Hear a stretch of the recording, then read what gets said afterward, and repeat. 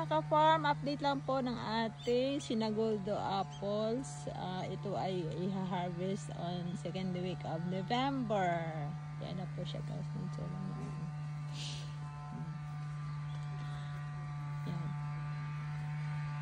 Bali may ano pa tayo. 2 months pa. October, November, 2 months. Ito naman guys, pakita ko sa inyo, ito ay kaki ang tawag dito sa amin. Kaki ang itong fruits na to. Mahal din po to guys. Pero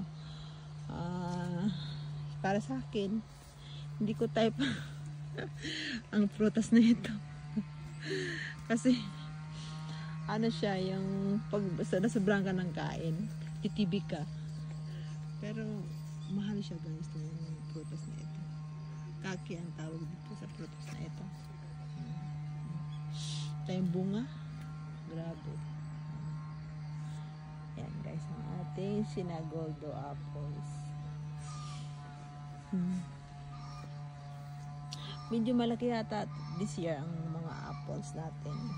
Siguro, depende sa panahon. Every year din naman malalaki. Pero, this year mukhang good. Kasi may 2 months pa siya. Pero, malaki na.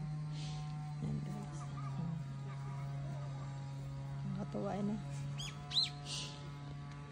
Ayan. So guys, ang ating mga kaprutasan. So guys, thank you for watching. See you next video. Bye.